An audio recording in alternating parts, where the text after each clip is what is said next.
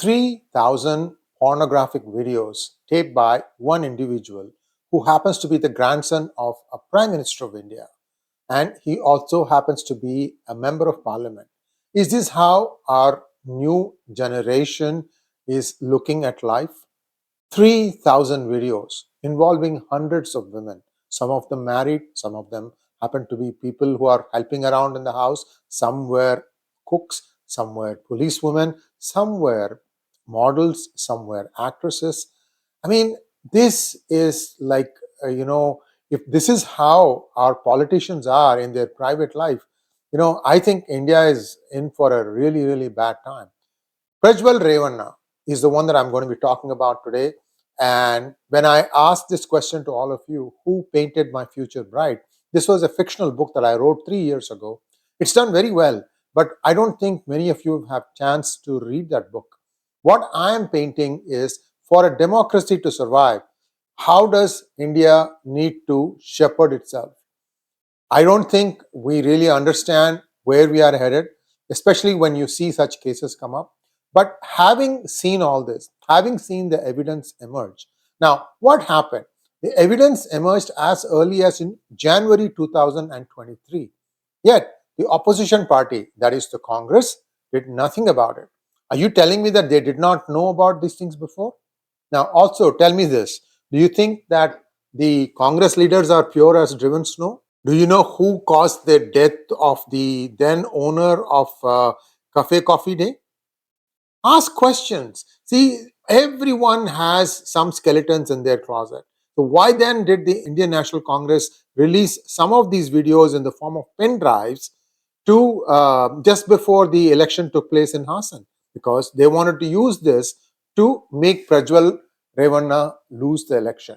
What about his father? Implicated in the similar set of crimes. What was the grandfather thinking? Does it not understand that being the prime minister of the country, he needs to meet some standards and expect that his progeny would meet them or exceed them? I'm also hearing some other things. For example, Kumaraswamy, the man who became chief minister. Revanna does not become chief minister, but Kumaraswamy does. How many wives does he have? At least 2 that I know of. I'm very, very confidently underlining this, at least 2. Is this legal? What about Mr. Karunanidhi? How is it that it is okay for politicians to break the law routinely and act like it doesn't apply to them, and for you and I, the common man, to obey it diligently? Who was looking at what Prajwal Revanna was doing? With so many videos, clearly everybody knew. Then why didn't anyone do anything about it? I have a story today in PGurus.com, and I'll put the link in the reference section of this video that will give you an idea of what all took place there. And I have all the videos. I don't want to release them because there are many in those videos who are married. I can see the Mangal Sutra. It pains my heart to see why this happened. Also, the way these have been recorded, some have been recorded, it appears, in his house where the video camera is on and everything is there to see. But there are others where it appears that Prajwal himself is either wearing a GoPro cam or a Google Glass or something like that. It's really graphic. That's all I can tell you. And it is just disgusting the way he is putting some women through. Some people who are in their 60s, they are begging, please don't do this. And they are afraid. So clearly he has somewhere exerted his influence, scared them into doing what they were doing. And this is, I'm telling you, who is Prajwal? He happens to be the son of Revanna. Who is Revanna? He happens to be the son of 𝗣𝗬𝗿. Who is 𝗣𝗬𝗿? At one point of time, he was the Prime Minister of India. And for some years, the Chief Minister of Karnataka. What right do these people have to believe that the laws don't apply to them? And how did the Congress party, which is in power in Karnataka, allow Prajwal to escape when he knew that this dragnet was closing? So it's all a game. They are just going to gain politically from this, or so they are hoping. And then things will go back to being normal. Nothing will change.